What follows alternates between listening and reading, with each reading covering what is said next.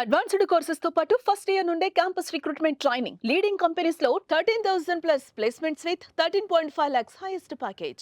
ఇలా కలవడం కొంచెం కష్టంగానే ఉంది, కానీ అలాంటి మహోన్నత వ్యక్తిని, సినిమా ఇండస్ట్రీకి ఎన్నో సక్సెస్లు అందించిన ఒక వ్యక్తిని స్మరించుకుంటూ, గుర్తు చేసుకుంటూ, మాలాంటి జనరేషన్స్ కూడా ఆయన విలువ తెలుసుకునే ప్రయత్నం చేసే దిశగా ఈరోజు మళ్ళీ మిమ్మల్ని కలుసుకున్నాను.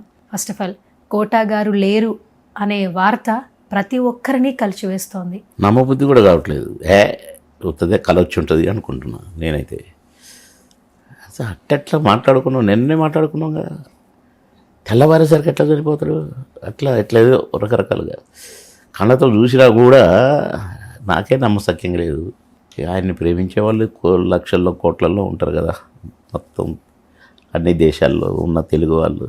పక్క రాష్ట్రం అన్న నేటివ్ పక్క రాష్ట్రమే విజయవాడ దగ్గర ఒక విలేజ్. అసలు ఆయన లేరు అని విన్నప్పుడు చాలామందికి ఆయనకేమైంది అని తెలుసుకోవాలని ఒక చిన్న సందేహం కలిగింది.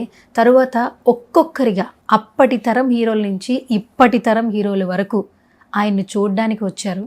అది ఇంకా చాలామందిని ఉత్తేజపరిచింది. ఎందుకంటే అప్పటి యాక్టర్ని గుర్తు చేసుకుంటూ వాళ్ళ యొక్క క్షణాన్ని ఆయనతో మరొకసారి నెమరు వేసుకునే ప్రయత్నం చేశారు.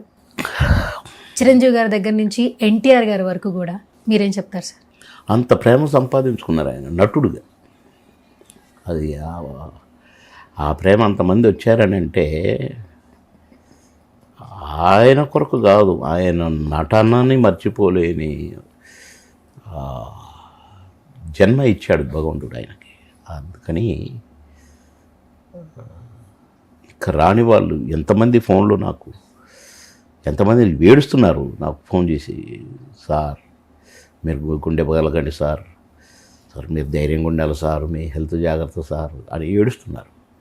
ఎన్నో ఫోన్లు నాకు. అబ్బాబాబా. ఒక అతనైతే ఆఫ్రికా నుంచి ఒక పాట నా మీద పాడి రికార్డ్ చేసి పంపాడు. అంటే కోట మీద నా మీద మీ ఇద్దరం అన్ని ఫోటోలు, ప్రతి ఓడుకి ఒక ఫోటో. ఆయన ఓపికే అసలు మెచ్చుకోవాలి. అది మా అదృష్టం.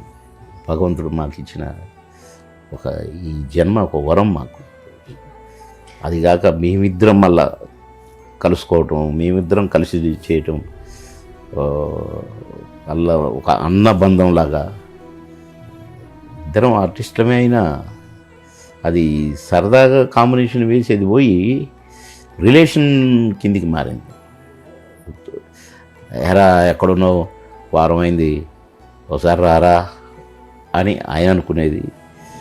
నేను కూడా అరే చూడలేకపోయినా ఒకసారి పోయి రావాలని నేను అనుకునేవాడిని. అట్లా మా బంధం బ్రేక్ అయింది. కొంచెం బాధగా ఉంటుంది.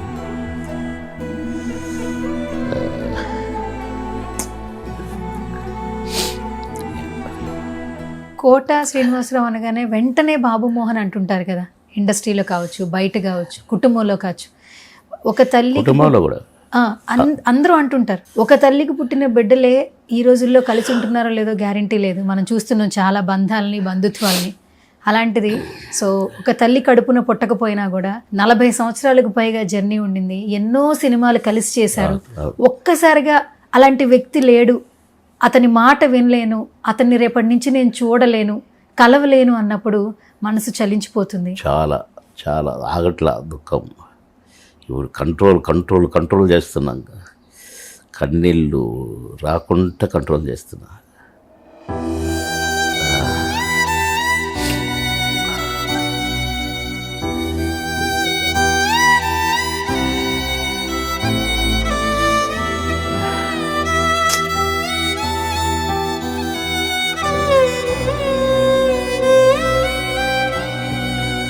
ఒక మాట అంటుంటారు కదా సార్, ఇప్పుడు ఒక్కరై రావడం ఒక్కరై పోవడం, నడుమ ఈ నాటకం విధిలీల అంటారు.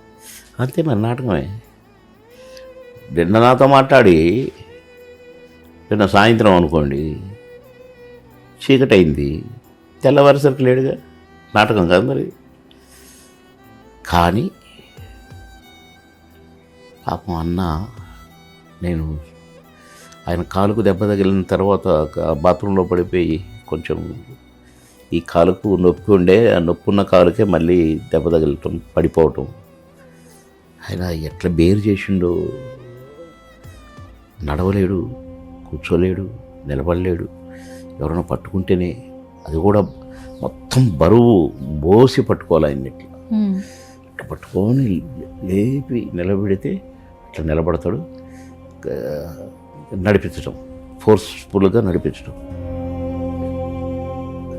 అట్లా 2 సంవత్సరాలు 3 సంవత్సరాల నుంచి తమాషానా. కానీ నాకు అనిపించిందండి, పుట్టటం చచ్చటం మామూలే. అది దేవుడు పుట్టిస్తాడు, ఆ టైం ప్రకారంగా ఎప్పుడు అంటే స్విచ్ ఆఫ్ అంటాడు. చలో ఆ స్విచ్ ఆఫ్ అన్నప్పుడు ఎట్టున్నాడు అట్లా చనిపోవడమే. కానీ కాటన్ అని మాత్రం అంత ఇబ్బందులు జరిగినా ఆయన అనారోగ్యంగా పాపం ఆ కాళ్ళ నొప్పులతో దాంతో ఉన్నా ఇంకా కొన్ని రోజులైతే ఇప్పుడు కొందరు మంచాలలోనే పాసుకెళ్ళటం ఇవన్నీ చాకరీ చేయించుకొని కన్న కొడుకులు కూతురులే అసహించుకునేట్టుగా ఏ అమ్మ ఇంకెప్పుడు పోతాడు రాయుడు అని ఆ స్టేజ్ ఇయ్యలేదు దేవుడు. కొన్ని రోజులు బాధపడ్డాడు, పడుకున్నాడు, వెళ్ళిపోయింది. ఇబ్బంది పడలే. హాస్పిటల్లో పడుకొని సూర్యులు ఎక్కించుకొని చాకరీ చేయించుకొని. కనుక ఈ విషయంలో మళ్ళీ భగవంతుడికి ధన్యవాదాలు. పాపం అన్నని ఆ గోస, ఆ స్ట్రగులు, పాపం ఇబ్బంది పడినేలే దేవుడు పెట్టాడు ఉన్నప్పుడు. కానీ ఎవరు అసహించుకునేలాగా కానీ ఇంటిల్లిపాది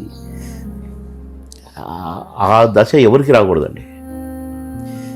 కొడుకులు కూతుర్లతో చాకరీ చేయించుకొని అసహించుకొని చేదరించుకొని ఆ రోజు మాత్రం నేనైతే భగవంతుని కోరుకుంటాను. నాకు అలాంటి రోజు దేవుడా వద్దు కోటం నెట్టయితే పడుకుని టక్కున చెలో అన్నాడు.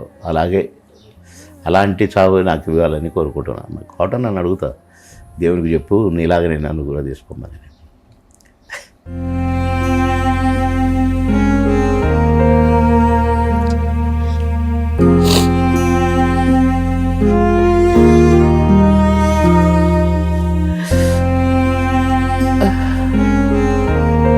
సార్, మీకు అన్నం ముద్దలు తినిపించి నోట్లో పెట్టేవాళ్ళంట, నిజమేనా? అవును. సెట్లో కూడా ఇంటి నుంచి క్యారియర్ రాగానే ఇంటి నుంచి వచ్చిన షూటింగ్ ఫుడ్ అయినా రా వాళ్ళకి ఒక ప్లేట్ ఎందుకు కదా, ఎందులో తిన్నారా అనేవాడు. ముద్దలు కలిపి చేతిలో పెట్టి తినిపించేది.